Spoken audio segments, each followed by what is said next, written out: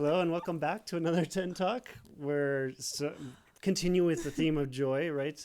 We just told each other a joke to get started, right? So actually, we were laughing at the fact that we uploaded the wrong video last time. We hope you saw that and enjoyed it. There were 15 people who were able to enjoy that before it was taken offline, but hopefully those who did see it were filled with a little bit of joy. We were just happy that we didn't say anything that was totally out of line. So that was our mic testing video. Now, for the real deal, we're back on with our tips to give you joy in your daily life. And again, it's from a talk that I gave to our faculty, and we want to share it with you as parents. And so we have 3 more tips this week that we want to share with you and give you some joy in your daily life. What's the first one, Em? Well, let me tell you, Father. Number 1 is affirm those around you. So on that one, we come into contact with people all the time. Our daily life is filled with encountering people, whether for our teachers, it's their students, it's their colleagues in the school. And it could be your coworkers, it could be your family members, it could be your friends. And what do we do in those moments? We see the good, we see the bad, we see the ugly, right? Our tendency as human beings is to look for those defects, because it actually makes us feel like, oh, well, I'm not as bad as that person. I don't fail as bad as that person. And I think that is something that we have to overcome and say, we have to learn to assume the best in people. We have to learn to see the good and to forgive the bad. If we do that, I think we end up growing as a human being, and we find more peace in our lives. We're not always accusing others. We find the joy of just living a simple life, right? Yeah. Another way to phrase that, and something that I tell myself often, is making excuses for other people. Yeah. So if someone wrongs me and it ticks me off, I go through a list of what could possibly be going on in their life at that moment that might explain how they acted or reacted. Because that is the reality, that everyone is going through something. Yeah. And they're not always sharing it. Exactly. And oftentimes the people that are in the most pain are also the best at hiding it. So I always think about, when I'm driving in the car and somebody doesn't know how to drive, right? How I can think about, well, they're probably having a bad day. Or he's good at driving. They're having a difficulty in something in life, and that's probably what's going through their mind. And so they're not totally focused on the road, right?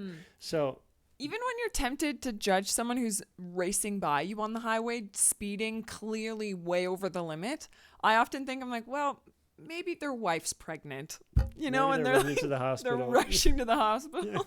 It's fun. It's like you create stories in your head. You're like, yeah. Lots of pregnancies out there. So, especially Highway 2.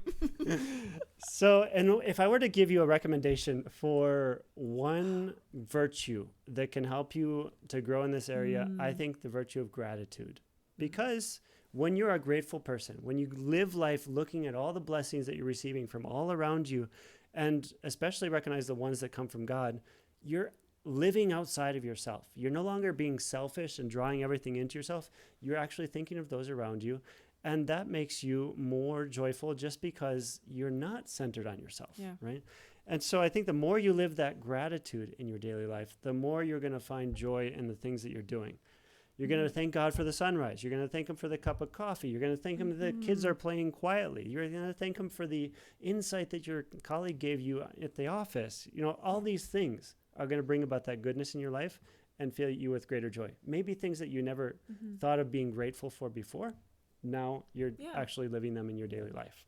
And a concrete action that you can take to practice gratitude, especially when it comes to other people, is to maybe write an email, or even better, a personalized note to someone in your life. It could be your husband, it could be your parents, it could be even your kids, a colleague, and write them something affirming, something that affirms something good you see in them. Maybe you even pull like a Saint Therese and you pick the person you dislike the most to write this affirming letter to. As long as you do it with sincerity, right? You have to do it because you want to show them your love, right? Yeah. Otherwise it can come across as a little bit like, it doesn't bring so much joy that way. Yeah.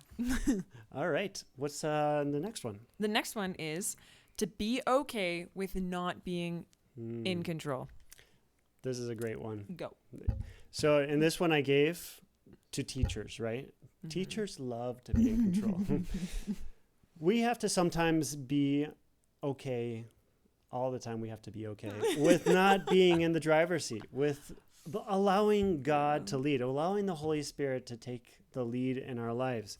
We like to know what's coming around the corner. We like to know the next turn to take. We like to know the directions, where we're going. We like to make a plan. And some people plan a week ahead, a month ahead. Some people plan years ahead, right? It's not me. And I think some people are probably looking or thinking of their spouse right now, like, oh yeah, that's them, right? Yeah.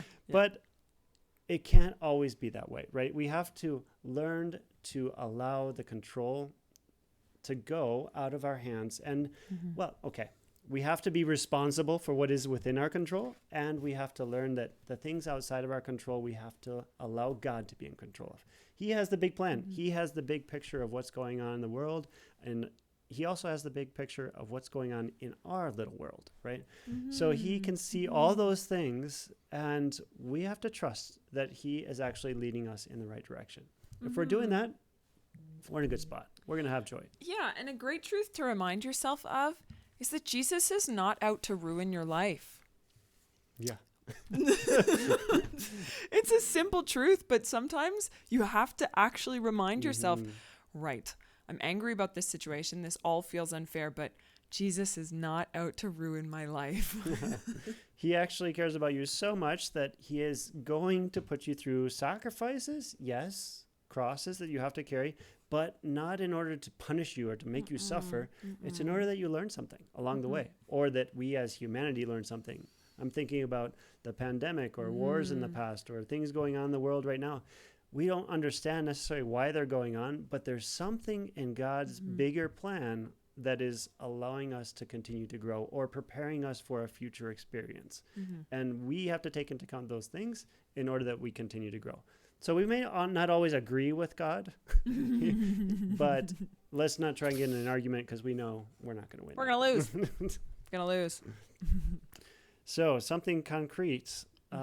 So we were thinking about this, and the thing I proposed to the teachers is to pray the Serenity Prayer. Do you know the Serenity Prayer? I sure do. It was actually one of the first prayers I ever learned. And this is it. This is it. God grant me the serenity to accept the things I cannot change, courage to change the things I can, and wisdom to know the difference. And then I looked it up because I was, making sure I had the right words. And I found out that there's a longer version of it, right? And it continues on, and it says, living one day at a time, enjoying one moment at a time, accepting hardship as a pathway to peace, taking as he did this sinful world as it is, not as I would have it, trusting that he will make all things right if I surrender to his will, that I may be reasonably happy in this life and supremely happy with him forever in the next. Amen. It's so good. I mean, that part of the prayer seems very important as you add it on. I've heard it in movies. I've seen it in Alcoholics Anonymous. They use this prayer all the time. Yeah. But that part of the prayer adds this whole element of trusting in God being your guide through these things. I love that, the taking the world as it is, not as I would have it. That's Absolutely. good. Now, I should add a note here because some people live for spontaneity, right? And so that's not being in control is totally exactly what they love to do, right? Yeah. They love not to be in control, but to bring life to the party. You all know that person, right? And so we have to keep in mind for those people who are like that, that they have to also be aware of the needs that others have around them. So not being in control can be one extreme, and being in total control can be the other extreme, but we always have to get back to this balance. At the end of the day, there's both, and we have to keep them both in mind in order to have that joy, because otherwise that spontaneous person can actually cause a lot of stress and a lot of unnecessary anxiety to those around them. So balance. True. Balance is the key. True. Okay. Number 3 is, Father just talked about one key, being balanced. Humor is also key. Exactly.